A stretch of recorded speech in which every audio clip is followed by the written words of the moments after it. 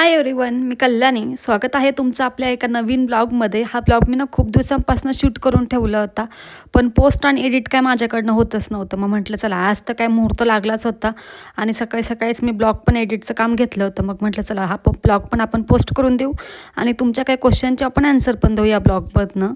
तर मग झालं असं की मला सकाळी डाळिंब खायचे होते आणि हे डाळिंब 2 दिवसापासून मी घरात आणून ठेवले होते आणि विसरून जात होते का मला डाळिंब पण खायचं आहे. मग काय इथे पटपटचं डाळिंब वगैरे सोलून घेतलं आणि तुमच्या सर्वांचेच मला खूप जास्त काय काय प्रश्न होते, जसं की ताई तुझं लव्ह मॅरेज खरंच आहे का, तुझी कास्ट कोणती आहे, तुझ्या घरचे बोलतात की नाही बोलत आहे, या सगळ्या प्रश्नांची म्हटलं चला यातलं जेवढं माझ्याकडनं पॉसिबल होईल तेवढं सगळं तुमच्या प्रश्नांची उत्तरं मी देऊन टाकते आजच्या ब्लॉगमध्ये.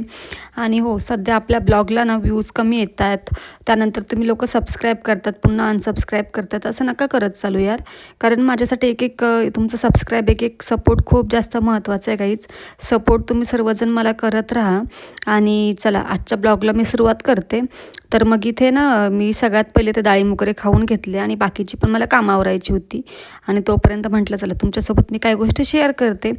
जसं की बघा, माझं लव्ह मॅरेज आहे आणि म्हणजे मी जेव्हा लव्ह मॅरेज केलं तेव्हा माझ्या घरच्यांना माझं लव्ह मॅरेज मंजूर नव्हतं. तर मग मी माझ्या मर्जीने हा डिसिजन घेतला होता की मला लव्ह मॅरेज करायचंच आहे. मग काय ते सगळं सोडून दिलं आणि आम्ही शेवटी दोघांनी लग्न केलं.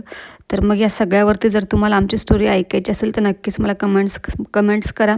मी नक्की तुमच्यासोबत सगळ्याच गोष्टी शेअर करेल.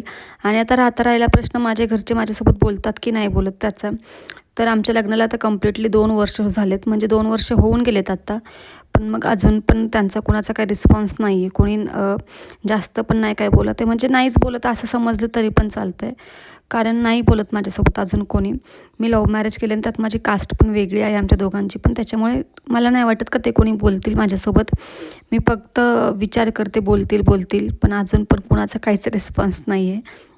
मी आता तुमच्यासोबत बोलते आहे तरीसुद्धा माझ्या डोळ्यात पाणी येते व्हॉइसवर करताना, कारण खरंच सांगते 2 वर्ष होऊन गेले तर मी कुणाचा अजून आवाज पण नाही ऐकला आणि बघितलेलं पण नाही आहे कुणालाच.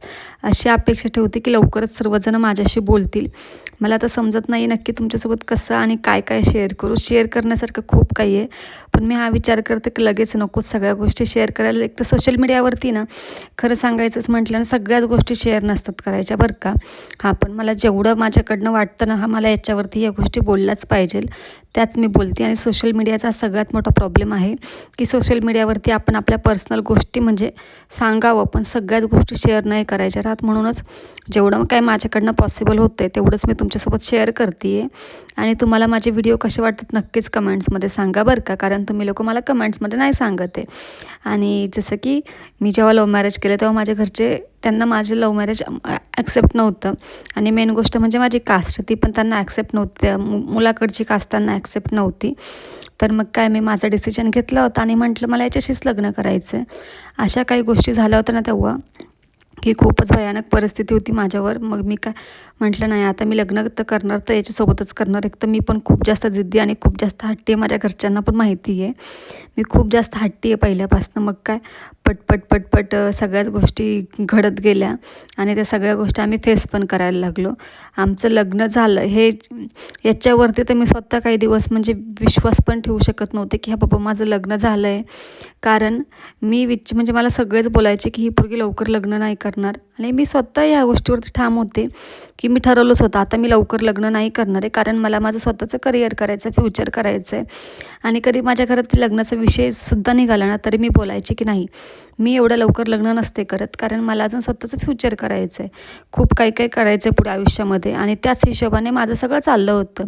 पण मग एक दिवस असा आला की तिथे काही गोष्टी घडत गेल्या आणि त्या सगळ्या मी बघत होते. मी स्वतः मला नाही वाटत आहे की मी स्वतः त्या गोष्टींसाठी काही जबरदस्ती केली होती का, कधीच नाही. सगळं आपण ते बोलतात जे नशिबात असतं तेच होतं, तेच सगळं माझ्यासोबत झालं होतं असं बोललं तरी चालतं आहे. कारण मी अशी पोरगी होते की लग्न न करणं हाच माझा डिसिजन, करायचं पण लवकर नाही करायचं. आणि जेव्हा माझं लग्न झालं त्याच्यावरती मी 1-2 महिने तरी शॉक होते की बाबा मी लग्न कसं काय केलं आहे. म्हणजे मला स्वतःलाच विश्वास बसत नव्हता माझ्यावरती स्वतःवरती का मी लग्न केलं आहे. मग काय तिथून पुढे सगळ्या गोष्टी ॲक्सेप्ट केल्या आणि जसं आहे तसंच पुढे चालायला सुरुवात केली. आणि तेव्हापासून आत्तापर्यंत मी जे काय करते ते माझ्या स्वतःसाठी करते, माझ्या नवऱ्यासाठी करते, माझ्या फॅमिलीसाठी, माझ्या संसारासाठी करते आहे आणि इथून पुढे पण कायम करत राहणार आहे. मी फक्त हीच आशा ठेवून आहे की माझ्या घरचे बोलतील बोलतील बोलतील, माहीत नाही तर कधी बोलतील ना बोलतील, पण कुठेतरी एक सॉफ्ट कॉर्नर आपण बोलतो ना त्याला, तसं आहे अजून माझ्या बाबतीत. तर मग चाललं आहे त्याच्यावरती विचार, जे जे काय होईल ते बघत राहायचं, जे नशिबात असेल ते घडत राहील आणि सगळ्या गोष्टी ॲक्सेप्ट करूनच पुढे चालायचं राहतं. जेव्हा आपण लव्ह मॅरेज करतो ना, काही गोष्टी मागे सोडाव्याच लागतात, सगळंच आपल्याला भेटतं असं नाही राहते. त्याच्यामुळे आता मग काय, मी सगळ्याच गोष्टींवरती ठामपणे विश्वास ठेवून पुढे चालत चालली आहे. आणि तुम्हाला माझा व्हिडिओ कसा वाटतो नक्कीच कमेंट्समध्ये सांगा. आणि चॅनलला जर कोणी सबस्क्राईब नसेल केलं तर काहीच पटपट सबस्क्राईब करा.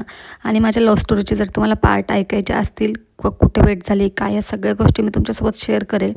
फक्त मला कमेंट्समध्ये सांगा, मी नक्कीच तुमच्यासोबत शेअर करेल. कमेंट्स करायला विसरू नका याच्यावरती. आणि आज की नाही छान इथे पास्ता बनवला होता आणि कदाचित तुम्ही पास्त्याची रेसिपी बघितली असेल, मी तुमच्यासोबत तर काही शेअर नाही केली आहे.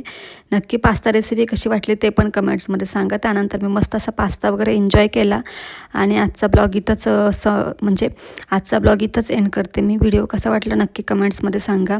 आणि जाता जाता एकच सांगेल की मग चॅनलला सबस्क्राईब करायला विसरू नका कोणीच. आणि हो, माझे व्हिडिओ जर खरंच तुम्हाला आवडत असतील तर कमेंट्स करा, चॅनलला सबस्क्राईब करा, शेअर करा, लाईक करा आणि असंच नवीन नवीन व्हिडिओसाठी सपोर्ट करा. नक्कीच सपोर्ट करा मला खूप जास्त तुम्ही सर्वजण. आणि आजचा व्हिडिओ इथंच एंड करते.